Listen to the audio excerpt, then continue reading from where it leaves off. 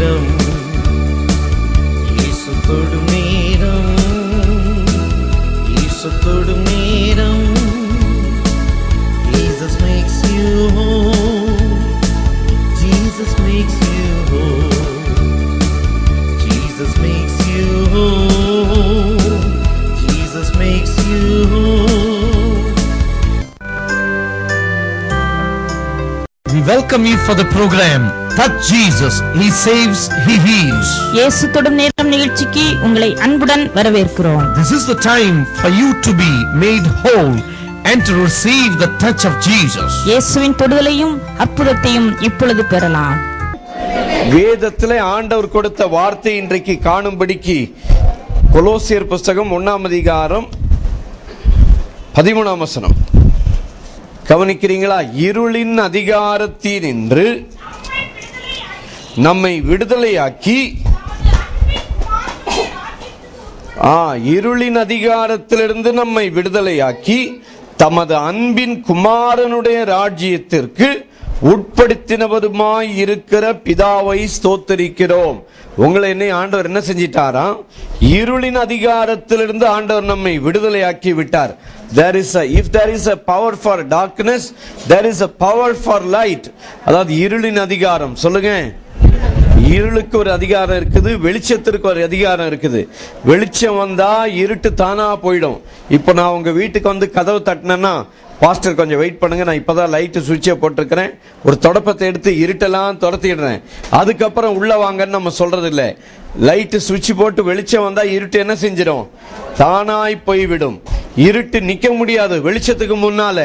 இயேசு கிறிஸ்துவாகிய வெளிச்சத்துக்கு முன்னால உங்க வாழ்விலே எந்த இருளும் நிக்க முடியாது. இருட்டுக்கு என்ன அடையாளம் என்று சொல்லலாம்? வறுமை, கடன் பிரச்சனை, இதுக்கெல்லாம் பேர் என்னது? இருட்டு. பலவீனத்துக்கு பேர் என்னது? இருட்டு. இந்த எல்லா இருளின் அதிகாரம், பலவீனத்தின் அதிகாரத்திலிருந்து கர்த்தர் நம்மை விடுதலையாக்கி விட்டார்.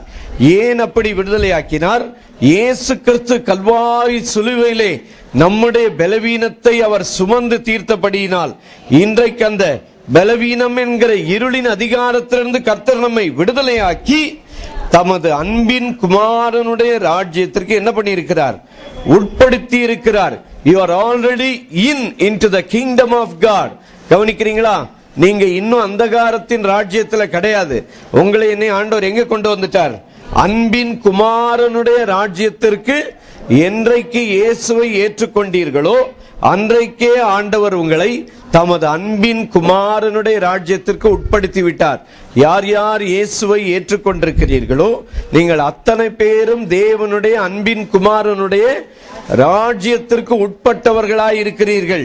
அதனால நீங்க ஆண்டவர் ராஜ்யத்துக்கு போவீங்களா, போக மாட்டீங்களா, ஆயத்தமா, ஆயத்தம் இல்லையா, இந்த தடாபுடா பயம் காட்டுற பிசினஸ்க்கெல்லாம் பயப்படாதீங்க. விளங்குதா? உங்களை என்ன உட்படுத்தினது யாரு? இனிமேதான் ஆயத்தமாக போறீங்களா, இல்ல ஆயத்தமாக்கிட்டாரா ஆண்டவர்? ஆயத்தமாக்கி எங்க கொண்டு போயிட்டார்? ராஜ்யத்திற்கு உள்ள ஏற்கனவே கொண்டு போய்விட்டார். உங்களையும் என்னையும் கர்த்தர் தமது அன்பின் குமாரனுடைய ராஜ்யத்திற்கு கொண்டு போய்விட்டார், இருளின் ராஜ்யத்திலிருந்து. அதை குறித்து அங்க லூக்கா சுவிசேஷத்துல 22ஆம் அதிகாரம் 53ஆம் வசனத்துல நாம் படிக்கிறோம் பாருங்க. திடீரென்று சொல்லி ஒரு நாள் இயேசுவை பிடிக்கும்படிக்கு வந்தார்கள். அப்போ அங்க போட்டிருக்குது, ஆண்டவர் சொல்றார், இயேசு, நான் உங்கள் நடுவிலே தேவாலயத்திலே பிரசங்கம் பண்ணினேன், உங்கள் நடுவிலே கர்த்தருடைய வார்த்தையை அவர் சொல்லிக் கொண்டிருந்த பொழுது சொல்றாரு பாருங்க, ஆண்டவர் சொல்றாரு பாருங்க, நான் தினந்தோறும் தேவாலயத்தில் உங்களுடனே கூட இருக்கையில் நீங்கள் என்னை பிடிக்க கை நீட்டவில்லை. இதுவோ உங்களுடைய வேலையும் அந்தகாரத்தின் அதிகாரமுமாய் இருக்கிறது என்றார். இயேசு கிறிஸ்து தம்மை அந்தகாரத்தின் அதிகாரத்துக்கு ஒப்பு கொடுத்தார். ஒப்பு கொடுக்காவிட்டால் இயேசுவை யாரும் பிடிக்கவே முடியாது. பிலாத்து இயேசுவை பார்த்து கேட்கறான், நான் கேட்கறதுக்கு நீ ஒண்ணுமே பதிலே சொல்ல மாட்டியான்னு சொல்லி இயேசுவை பார்த்து கேட்கறான். சொல்லிட்டு இயேசு அமைதியா இருந்தார். அமைதியா இருந்த உடனே என்ன பண்ண தெரியுமா? உலகத்துல தான் பழமொழி சொல்லுவாங்க, என்ன தெரியுமா? குனிய குனிய குட்டுவாங்கன்னு சொல்லி. அதே போல இயேசு அமைதலா இருக்கிறாருன்னு கேள்வி கேட்டுக்கிட்டே இருந்தான். அடுத்து இன்னொரு கேள்வி கேட்டான் பாருங்க. என்ன கேட்டான் தெரியுமா? உன்னை மரணத்திலிருந்து விடுதலையாக்கவும் உன்னை மரணத்துக்கு ஒப்பு கொடுக்கவும் எனக்கு அதிகாரம் உண்டென்று உனக்கு தெரியாதான்னு சொல்லி பிலாத்து இயேசுவை பார்த்து கேட்கிறான். கேட்ட உடனே இயேசு என்ன தெரியுமா சொன்னாரு? அதாவது பரத்திலிருந்து உனக்கு கொடுக்கப்படாவிட்டால் உன்மேல் உனக்கு என்மேல் எந்த அதிகாரமும் கிடையாது என்று இயேசு சொன்னார். உடனே பிலாத்துக்கு பயமாய் போச்சு. அடடா, இவர் வானத்தையும் பூமியும் உண்டாக்கின கர்த்தர், ஆகவேதான் இவர் என்ன செய்கிறார்? குஷ்டரோகியை சுத்தம் பண்ணுகிறார், குருடருக்கு பார்வை கொடுக்கிறார், அற்புதங்களையும் அதிசயங்களையும் அவர் செய்கிறார். அவரை குறித்து அங்க சொல்லி இருக்கிறது, இருளின் அதிகாரத்திலிருந்து நம்மை ஆச்சரியமான ஒளிக்கு நம்மை கொண்டு வந்த தேவன் இந்த ஆண்டவர் உங்களை என்னையும் எங்க கொண்டு வந்திருக்கிறார்? அன்பின் குமாரனுடைய ராஜ்யத்திற்கு நம்மை கொண்டு வந்திருக்கிறார். எப்படி கொண்டு வந்தார் என்று சொல்லி 20ஆம் வசனத்துல சொல்லி இருக்கு பாருங்க. அவர் சிலுவையில் சிந்தின இரத்தத்தினாலே சமாதானத்தை உண்டாக்கி பரலோகத்திலும் பூலோகத்தில் உள்ளவைகள் யாவையும் அவர் மூலமாய் ஒப்புரவாக்க அவருக்கு பிரியமாயிற்று. உங்களை என்னை பிதாவாகிய தேவன் குமாரனாகிய இயேசு கிறிஸ்துவின் மூலமாக பிதாவோடு கூட உங்களை ஒப்புரவாக்கி விட்டார். கவனிக்கிறீங்களா? கடவுள் உங்களுக்கு விரோதி கிடையாது. ஆண்டவர் உங்களை அடிச்சிருவாரு, தண்டிப்பாரு, அப்படி செய்வார், இப்படி செய்வார், நீங்க பயப்பட வேண்டியதில்லை. தேவன் அன்புள்ளவர். இயேசு யாரு? பேசுங்க. ஆண்டவர் யாருங்க? நம்முடைய தேவன் மிக மிக மிக அன்புள்ளவராய் இருக்கிறார். அவரை பற்றி சொல்லி அவர் எப்படி அன்புள்ளவராய் இருக்கிறார் சொல்லி அடுத்த வசனத்துல போட்டிருக்குது 21ல, முன்னே அந்நியராயும் துர்க்கிரியைகளினாலே மனதிலே சத்துருக்களாயும் இருந்த உங்களையும் முதலாவது ஆண்டவர் உங்களை எப்படி மாத்தி இருக்கிறார்? பரிசுத்தரா மாத்தி இருக்கிறார். கவனிக்கிறீங்களா? நிறைய பேருக்கு பிரச்சனை என்னன்னா, கோயிலுக்கு ஆண்டவர் ஏத்துக்கோன்னு சொன்னா என்ன சொல்லுவாங்க தெரியுமா? முதல்ல நான் என் தீய பழக்கத்தெல்லாம் விட்டுட்டு பரிசுத்தமாயிட்டு கோயிலுக்கு வர்றாங்களாம். நீ ஒரு காலம் உன்னை பரிசுத்தமாக்கின பிறகு நீ தேவாலயத்துக்கு வரவே முடியாது. ஆனா உங்களை என்னை பரிசுத்தமாக்குறது யாரு? இயேசு கிறிஸ்து பரிசுத்தமாக்குகிறார். எப்படி பரிசுத்தமாக்குகிறார்? நீங்க சினிமா பார்க்காததுனால சிகரெட் பிடிக்காததுனால நீங்க பரிசுத்தமாகல. நீங்க எப்படி பரிசுத்தமானீங்க? இயேசு கிறிஸ்துவின் ரத்தம் உங்களை என்ன செய்திருக்கிறது? சுத்திகரித்தபடியால் கர்த்தர் நம்மை தூய்மையாக சுத்தமாக மாற்றி இருக்கிறார். சரி, இந்த தூய்மை, இந்த பரிசுத்தம் எவ்வளவுக்கு அதிகமாய் உங்களை தூய்மையாக்கி இருக்கிறது? எவ்வளவு அளவுக்கு சுத்தமாக்கி ஆயிருக்கிறீங்க பிரதர்? எவ்வளவு அளவுக்கு? எவ்வளவு தெரியலையா? இயேசு கிறிஸ்துவின் ரத்தம் எவ்வளவு தூய்மையாய் இருக்கிறதோ அவ்வளவு சுத்தமாய் கர்த்தர் உங்களை மாற்றி இருக்கிறார். அதாவது நீங்க உங்க பாத்திரத்தை சுத்தமாக்குனீங்கன்னா, நீங்க உங்க பாவத்தை அறிக்கை செஞ்சு சுத்தமாக்க விரும்புனீங்கன்னா, நிறைய இப்போ ஒரு எத்தனை வயசு இருக்கும் பிரதர் உங்களுக்கு? 40. சரி, ஒரு 40 வயசு. இப்போ 5 வயசுல செஞ்ச பாவம் உங்களுக்கு ஞாபகம் இருக்குமா? இருக்காது. 10 வயசுல செஞ்சது இருக்குமா? 10 வயசுல இருந்து இருக்கும், ஓரளவுக்கு இருக்கும் இல்லையா?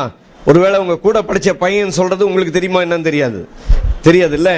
ஏன்னா நீங்க உங்க பாவத்தை எண்ணி எண்ணி எண்ணி எண்ணி உங்களால எல்லாத்தையும் நினைச்சு அறிக்கை செய்யறது கூடாத காரியம். அதனால நீங்க மொத்த பாவத்தை அறிக்கை செய்றீங்களோ இல்லையோ, இயேசு கிறிஸ்து நீங்கள் பிறந்த நாளிலிருந்து சாகிற நாள் வரைக்கும் சொல்றதை விட எப்படி சொல்லலாம், இயேசுவை சந்திக்கிற நாள் வரையும் உள்ள மொத்த பாவத்துக்குடைய கிரயத்தை இயேசு கல்வாரி சிலுவையிலே செய்து விட்டார். இயேசு கிறிஸ்து உங்க எத்தனை பாவத்துக்காக சிலுவையில மரிச்சார்? எத்தனை பாவத்துக்காங்க? 10 வயசு வரைக்கா? 15 வயசு வரைக்கா? 20 வயசு வரைக்கா? 40 வயசு வரைக்கா? எத்தனை வயசு வரைக்கும் உள்ள உங்க பாவத்துக்காக இயேசு சிலுவையிலே கரையத்தை செலுத்தினார்?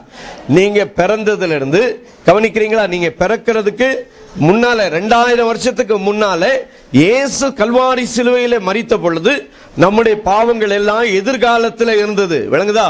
All our sins were in future when Jesus died at the cross.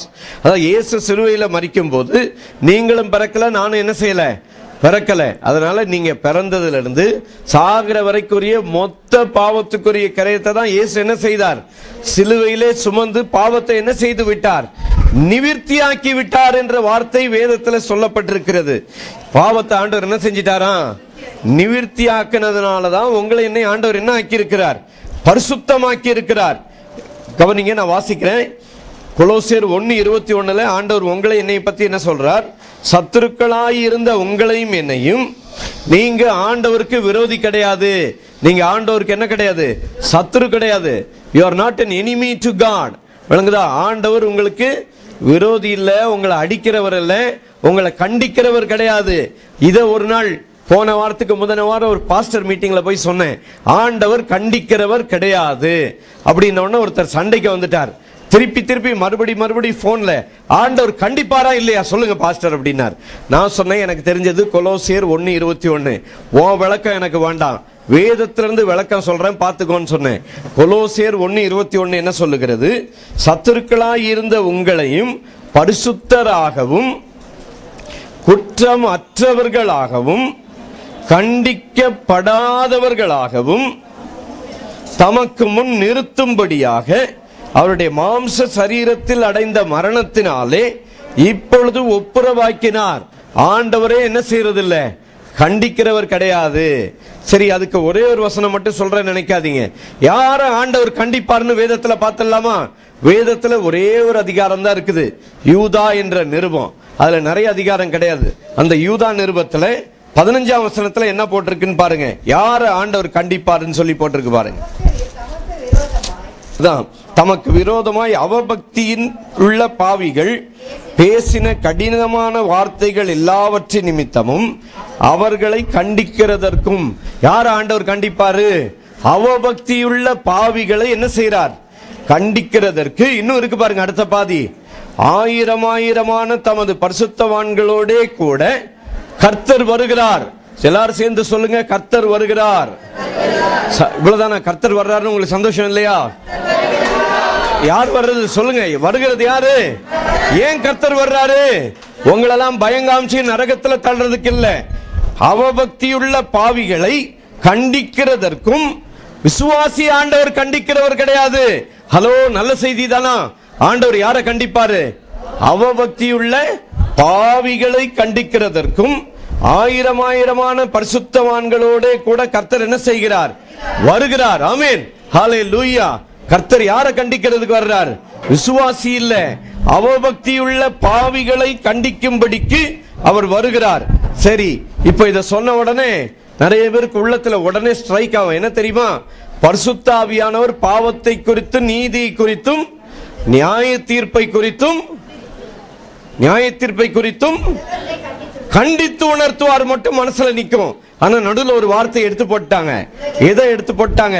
யோவான் 16:8 என்ன சொல்லுது? அவர் பாவத்தை குறித்து, நீதியை குறித்து, நியாய தீர்ப்பை குறித்து விசுவாசியை கண்டித்து உணர்த்துவார் போடல. யார கண்டித்து உணர்த்துவாரு? யார? பிரதர் கிறிஸ்டோபரியா? யாருங்க கண்டித்து உணர்த்துவாரு? யார? விசுவாசியே இல்ல, அவர் பேரே கிரைஸ்ட்னு வச்சிருக்கிறார். விளங்குதா? விசுவாசியே இல்ல, யார கண்டித்து உணர்த்துவார்? உங்களுக்கு இன்னும் சந்தேகமா இருந்ததுன்னா யூதா நிருபம் 15ஆம் வசனத்துல சொல்லி இருக்கிறது, அவபக்தியுள்ள பாவியை கண்டிப்பதற்கு ஆயிரமான பரிசுத்தவான்களோட கூட கர்த்தர் வருகிறார். உங்களை என்னையும் இருளின் அதிகாரத்திலிருந்து, பாவத்தின் அதிகாரத்திலிருந்து உங்களை அன்பின் குமாரனுடைய ராஜ்யத்துக்கு உட்படுத்தினார். அந்த அன்பின் குமாரனுடைய ராஜ்யத்துல இருக்கிறவங்க எல்லாம் யாரு? முதலாவது யாரு? பரிசுத்தர். அடுத்தது இரண்டாவது குற்றமற்றவர்கள். அடுத்தது கண்டிக்கப்படாதவர்கள். இந்த 3 குவாலிபிகேஷன் உங்களுக்கு ஏற்கனவே ஆண்டவர் கொடுத்துட்டாரா? இனிமேதான் பெற போறீங்களா?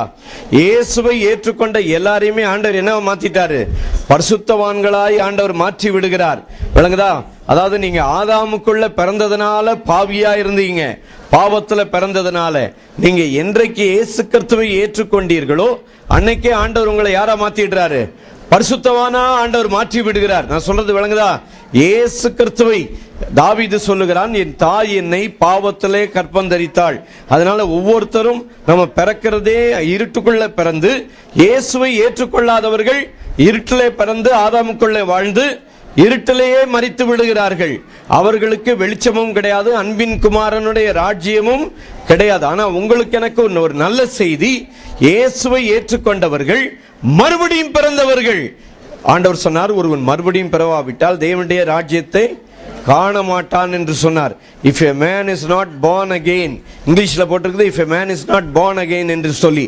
ஆனால் மூல பாஷையில் உள்ள நல்ல விளக்கத்தை நீங்க பாத்தீங்கன்னா if a man is not born from above, ஒருவன் மறுபடியும் பிறவாவிட்டால் தமிழ்ல போட்டிருக்கு.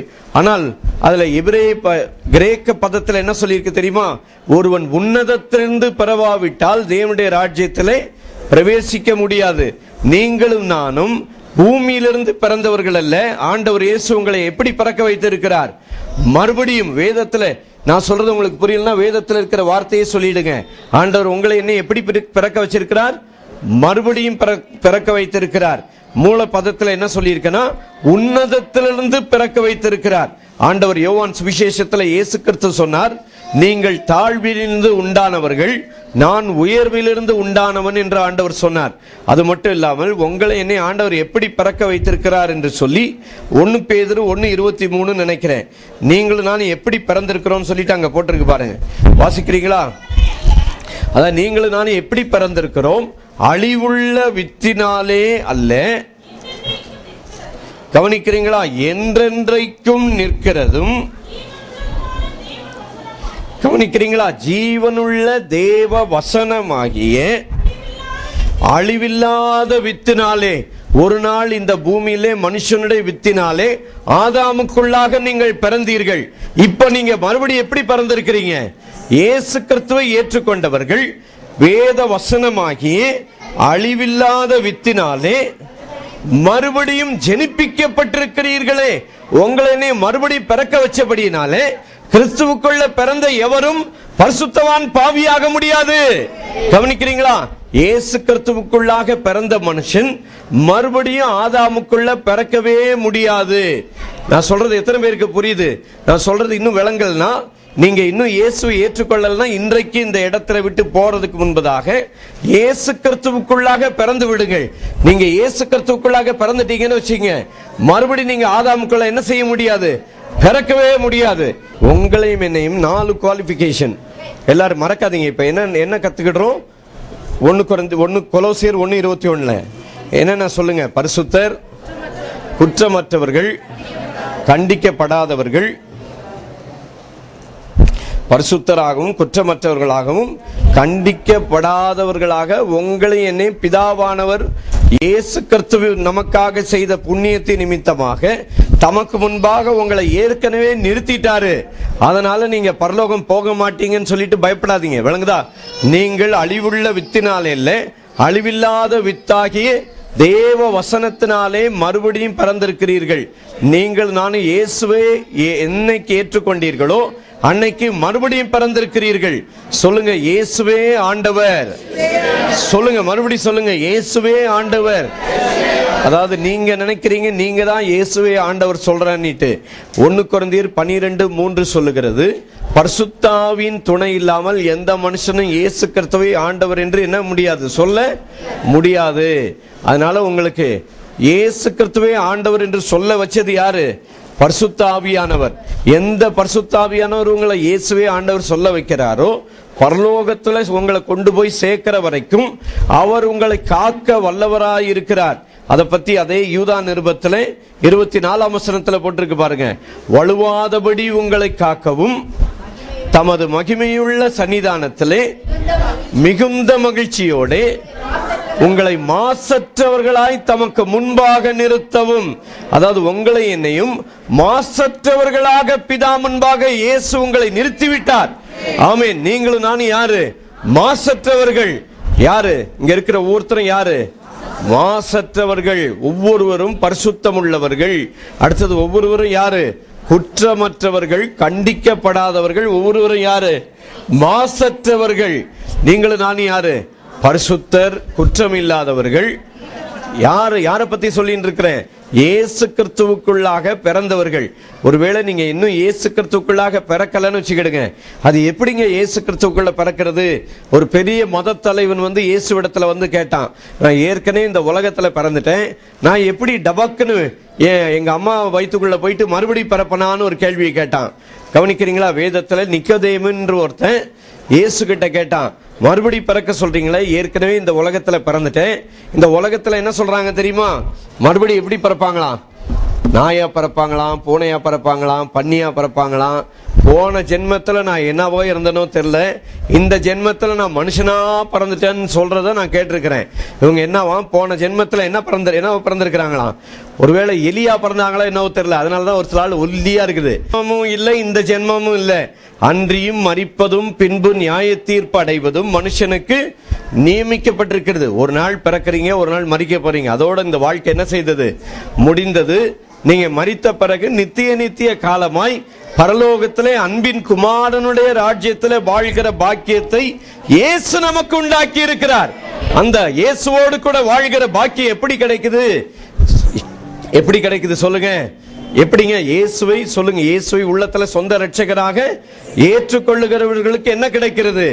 நித்திய வாழ்வு, பரலோக பாக்கியம் இலவசமாய் கிடைக்கிறது. உங்களை என்னை ஆண்டவர் என்னவா மாத்திட்டாரு? பரிசுத்தராகவும் குற்றமற்றவர்களாகவும் மாசற்றவர்களாகவும் கண்டிக்கப்படாதவர்களுமாய் தமக்கு முன்பாக நிறுத்திவிட்டார்.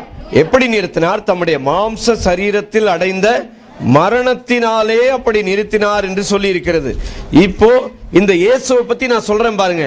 இயேசு கிறிஸ்து பாவம் இல்லாதவர், பாவம் செய்யாதவர், பாவம் அறியாதவர். 2 கொரிந்தியர் 5:21 சொல்லுது, பாவம் அறியாத அவரை நமக்காக பாவமாக்கினார். இயேசு பாவம் செஞ்சாரா? இல்ல. இயேசு ஏதாவது ஒரு அக்கிரமம் செஞ்சாரா? ஏதாவது ஒரு பொய் சொன்னாரா? எங்கேயா ஒரு இடத்துல யாருக்கா ஒரு பலவீனத்தை கொடுத்தாரா? இல்ல. இயேசு கிறிஸ்து யாரு? பாவம் இல்லாதவர், பாவம் செய்யாதவர், பாவம் அறியாதவர், குற்றமற்றவர்களாய் உங்களை என்னை ஆண்டவர் மாத்தி இருக்கிறார். இப்ப லூக்கா சுவிசேஷம் 22ஆம் அதிகாரத்துல ஒரு சில வசனத்தை நான் சொல்றேன் பாருங்க. லூக்கா சுவிசேஷத்துல 23ஆம் அதிகாரத்துல 14ஆம் வசனத்துல இருக்கு பாருங்க. அவர்களை நோக்கி ஜனங்களை கலகத்துக்கு, இயேசுவை பத்தி சொல்றாங்க, ஜனங்களை கலகத்துக்கு தூண்டி விட்டாராம். அடுத்தது என்னவா? உங்களுக்கு முன்பாக நான் இந்த இயேசுவை விசாரித்த பொழுது இவன் மேல் நீங்கள் சாட்டுகிற குற்றங்களில் ஒன்றையும் நான் இவனிடத்தில் காணவில்லை. யார் சொல்றது? பிரதான ஆசாரியர்களை பார்த்து பிலாத்து சொல்றான், நீங்க குற்றம் சாட்டுறதுல ஒரு குற்றத்தை கூட நான் என்ன செய்யல, பார்க்கல. நீங்க சொல்ற மாதிரி ஒரு குற்றத்தையும் நான் இயேசு இடத்துல என்ன செய்யல, பார்க்கவில்லை அப்படின்னு சொல்லி என்னவா கவனிங்க. நான் ஒரு குற்றத்தையும் காணவில்லை. 14ஆம் வசனத்துல நான் ஒரு குற்றத்தையும் காணல, ஆனா என்ன செய்வேன்? ஆனால் நான் இவனை தண்டித்து விடுதலையாக்குவேன். ஒரு குற்றமும் இயேசுநாதர் மேல இல்லையா? இயேசு கிறிஸ்து மேல ஒரு குற்றமும் கிடையாது. ஆனா என்ன செய்வாராம்? தண்டித்து விடுதலையாக்குவாராம். யாருக்கு தண்டனை கிடைக்கும்? இந்த வசனத்துப்படி யாருக்குங்க தண்டனை உண்டு? குற்றவாளிக்கு தான் என்ன உண்டு? தண்டனை உண்டு. ஆனா இயேசு கிறிஸ்து எந்த குற்றமும் செய்யாத குற்றவாளியாய் நின்றார். அதனுடைய அர்த்தம் என்னன்னா, நீங்களும் நானும் செய்த குற்றத்திற்கு பதிலாக, நம்முடைய பாவத்திற்கு நாம் தண்டிக்கப்படுவதற்கு பதிலாக இயேசு கிறிஸ்து நமக்காய் தண்டிக்கப்பட்டார். ஹல்லேலூயா. நம்முடைய மீறுதல்களுக்காக அவர் காயப்பட்டு, நம்முடைய அக்கிரமங்களுக்காக இயேசு கிறிஸ்து நொறுக்கப்பட்டு, நம்முடைய பாவத்திற்கு நாம் அனுபவிக்க வேண்டிய சாபத்தை இயேசு கிறிஸ்து அனுபவித்தபடியால் உங்களையும் என்னையும் ஆண்டவர் எப்படி மாற்றினார் என்று சொல்லி இருக்கிறது. கொலோசியர் புஸ்தகத்தில் 1:21 நாம் பார்த்தோம். உங்களை குற்றமற்றவர்களாகவும் பரிசுத்தராகவும் கண்டிக்கப்படாதவர்களாகவும். இயேசு கண்டிக்கப்படுவதற்கு பாத்திரவானே கிடையாது. ஆனா அவரை பிடிச்சு கண்டிச்சாங்க. என்ன பண்ணாங்க? அவர் ஒரு தப்பும் செய்யலையா. ஆனா பிலாத்து என்ன சொல்றான்? நான் தண்டித்து விடுதலையாக்குவேன். அதுவும் எப்படி விடுதலையாக்குவாராம்? இவர் தண்டனை கொடுக்கிறாராம். யாருக்கு? வானத்தையும் பூமியும் உண்டாக்கின தேவன் ஒரு வார்த்தையினாலே வெளிச்சம் உண்டாக கடவுதுன்னு சொன்ன உடனே என்ன வந்தது? வெளிச்சம், சூரிய சந்திர நட்சத்திரங்கள் எல்லாவற்றையும் உண்டாக்கினவர் முன்னால நின்றுட்டு யாரை நியாயம் தீர்க்கிறதுன்னு தெரியல. இந்த பிலாத்து முன்னால இருந்து சொல்றான், நான் உன்னை தண்டனையாக்கி என்ன செய்வேன்? தண்டித்து விடுதலையாக்குவேன். மறுபடியும் ஒரு தடவையா சொன்னா அங்க பாருங்களேன். எல்லாரும் சேர்ந்து 21ஆம் வசனத்துல சிலுவையில் அறையும் சிலுவையில் அறையும் என்று கூப்பிட்டுட்டார்கள். அப்போ பிலாத்து 3வது தடவை கேட்கிறான், ஏன் இவன் என்ன பொல்லாப்பு செய்தான்? மரணத்துக்கு ஏதுவான குற்றம் ஒன்றும் இவனிடத்தில் நான் காணவில்லையே, ஆகையால் நான் இவனை தண்டித்து விடுதலையாக்குவேன். ஒரு குற்றமும் இல்லையா, ஆனா என்ன செய்வாங்களாம்? தண்டிப்பாங்களாம். யாருக்காவது ஏதாவது இதுல ஏதாவது ஒரு நியாயம் இருக்குதா? விளங்குதா? ஏதாவது ஒரு நியாயம் இருக்குதாங்க? இவர் ஒரு குற்றமும் செய்யலையா, ஆனா என்ன செய்வாங்களாம்? தண்டித்து விடுதலையாக்குவாங்களாம். இப்போ இயேசு சிலுவையிலே மரிச்சது நியாயமா? நியாயம் இல்லையா? நியாயமே கிடையாது இல்லையா? அதே போல இப்ப அடுத்த கேள்வி கேட்கிறேன், நீங்க தரித்திரத்தில் இருக்கிறது நியாயமா? நியாயம் இல்லையா? நியாயமே கிடையாது. ஏன்னா தரித்திரம் அடையாத இயேசு தரித்திரத்தை ருசி பார்த்ததுனாலே நீங்கள் தரித்திரத்தில் இருக்கிறது நியாயமே கிடையாது. நீங்க பண பிரச்சனையில் இருக்கிறது நியாயமே கிடையாது. விளங்குதா? நீங்க பலவீனத்தில் இருக்கிறது நியாயமா? நியாயம் இல்லையா? நீங்க பலவீனத்தில் இருக்கிறது, கேன்சர்ல இருக்கிறது, உடம்பு வலியோட கூட இருக்கிறது நியாயமே கிடையாது. ஏன் நியாயம் கிடையாது? பாவம் அறியாத இயேசு என்ன செய்தார்? பாவமாக்கப்பட்டார். தண்டனை அறியாத இயேசு கிறிஸ்து உங்களுக்காக எனக்காக தண்டிக்கப்பட்டு ஒரே வார்த்தையில சொல்லி முடிச்சிட்டார். என்ன சொல்லி முடிச்சார் தெரியுமா? பிதாவே இவர்களை மன்னியும், தாங்கள் செய்கிறது இன்னதென்று. இன்னைக்கு உலகத்துல இதுவரைக்கும் பிறந்தவன், இனிமே பிறக்க போறவன் எல்லாருக்கும் சேர்த்து சொல்லிட்டார், பிதாவே இவர்களை மன்னியும், தாங்கள் செய்கிறது இன்னதென்று. உங்களை என்னை ஆண்டவர் என்ன செய்தார்? பாவங்களற நம்மை சுத்திகரித்து இவருடைய இரத்தத்தினாலே பாவ மன்னிப்பாகி மீட்பு நமக்கு உண்டாயிருக்கிறது. தப்பு செஞ்சவங்களுக்கு தான் என்ன கிடைக்கணும்? தண்டனை கிடைக்கணும் இல்லையா? குற்றம் செய்தவர்களுக்கு தான் தண்டனை வரணும். ஆனா இயேசு கிறிஸ்து பாவம் இல்லாதவர், பாவம் செய்யாதவர், பாவம் அறியாதவர். இயேசு கிறிஸ்து என்ன குற்றம் செய்தார்? ஒரு குற்றமும் நான் இவரிடத்தில் காணவில்லை, ஆனாலும் நான் இவனை தண்டித்து விடுதலையாக்குவேன் என்றான். நாம் அடைய வேண்டிய தண்டனையை இயேசு அடைந்தபடினாலே இன்றைக்கு இயேசுவை ஏற்றுக்கொண்டவர்களுக்கு தண்டனை, நியாய தீர்ப்பு கிடையாது. நியாய தீர்ப்பு எத்தனை பேருக்கு வேணும்? வேணுமாங்க? நான் சொல்றதை நீங்க நம்ப வேண்டாம். வேதம் என்ன சொல்லுது? உங்களுக்கு நிறைய வசனம் தெரியலனா சிம்பிளா எளிய முறையில் இருக்கிற ஒரே ஒரு வசனம், உலகத்துக்கே தெரிஞ்ச வசனம். என்ன வசனம் தெரியுமா? 3:16 சொல்லுங்க பார்க்கலாம்.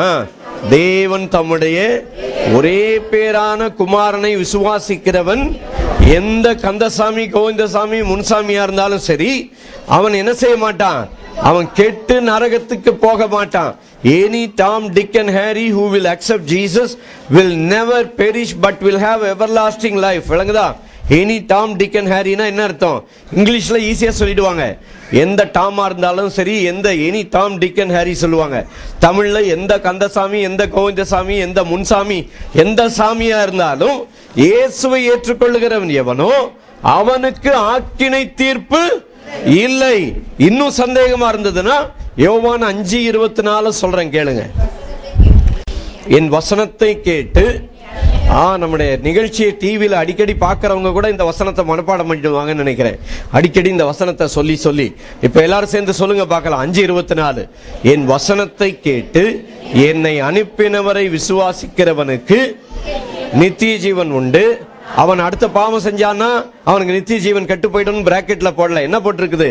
அவன் ஆக்கினை தீர்ப்புக்கு உட்படாமல் மரணத்தை விட்டு நீங்கி ஜீவனுக்கு உட்பட்டிருக்கிறான். ஆமென். உங்களுக்கு எனக்கு ஆண்டவர் என்ன கொடுத்திருக்கிறார்? ஜீவன் கொடுத்திருக்கிறார்.